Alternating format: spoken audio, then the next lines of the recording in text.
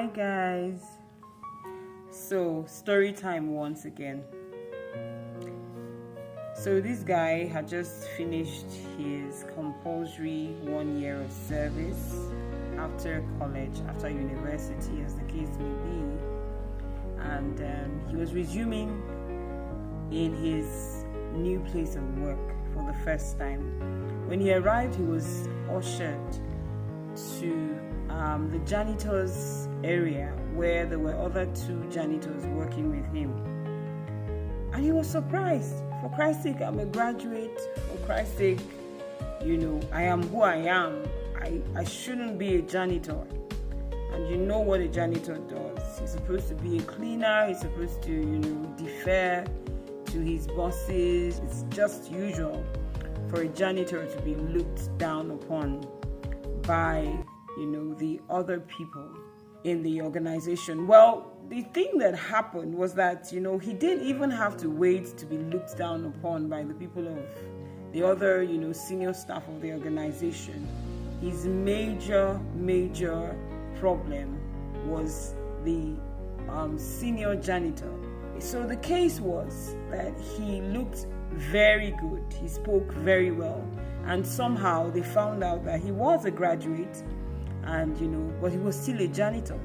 So guess what? These other two janitors, and the janitors from other organizations in the same building kind of ganged up against him, and they would always mock him. They would bully him. They would mock him. They would make jest of him whenever he speaks. They would, just make him feel totally unwelcome, no matter what he did.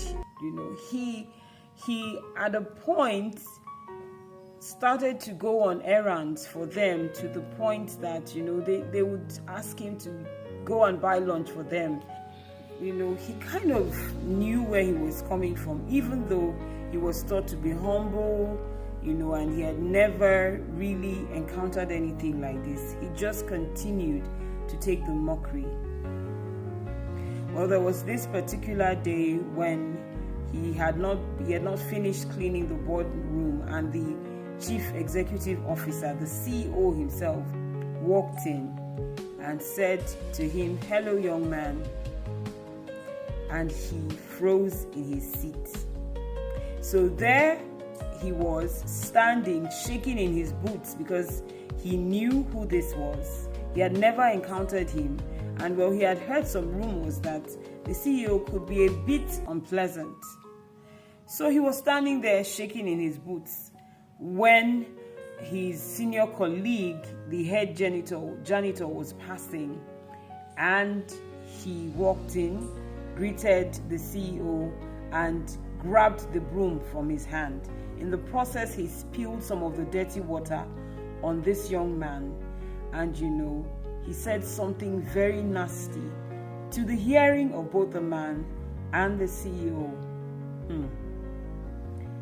The CEO was taken aback and was wondering why the animosity, why would you say such a thing? And he asked him, "Why did you say that to the young man?" And he said he's very sluggish, he's very stupid, and he thinks because he went to school he's better than us.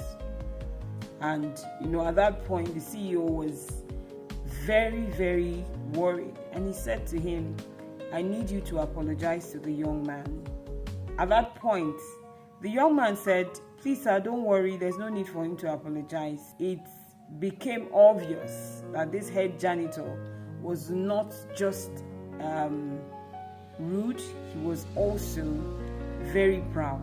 He said over his dead body he was not going to apologize to the CEO.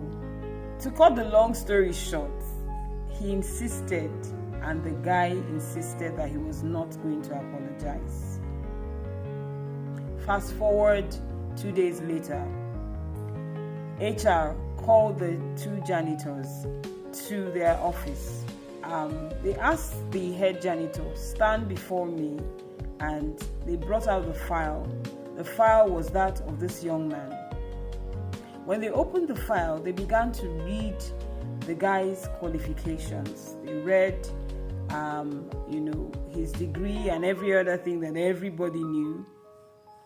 But guess what, guys? This young guy who was the janitor happened to be the illegitimate son of the chairman of this organization. He didn't know who his father was. When his father discovered him, he had been put through school and brought to the organization to work from the bottom up to begin to learn the workings of this organization, because he was the heir apparent.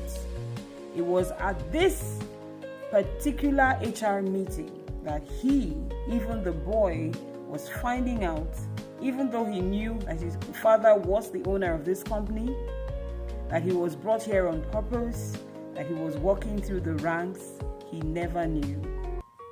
Guys, sometimes God is just waiting for you to be mocked so that he can step in. I don't know what it is that you have been through. I don't know who has mocked you. I don't know how long that situation has gone wrong. But somebody has been making jest of you. They've gathered, they've left you out, they have made you feel uncomfortable. And you have been wondering, oh God, when? I came to remind you that you are the apple of his eyes.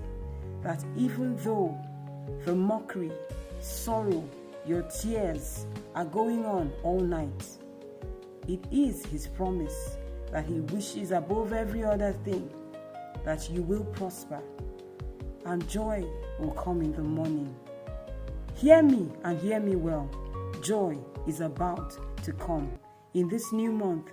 Hold on to him. In case your relationship with him has gone all right, in case things have begun to look like they are never going to change, hold on tight. Never stop calling. Joy is about to come in the morning. The mockery is about to end. Sometimes it will take the mockery for your salvation, for your help, for your deliverance to come. Until I see you again, remember, don't do what you wouldn't tell me. I love you.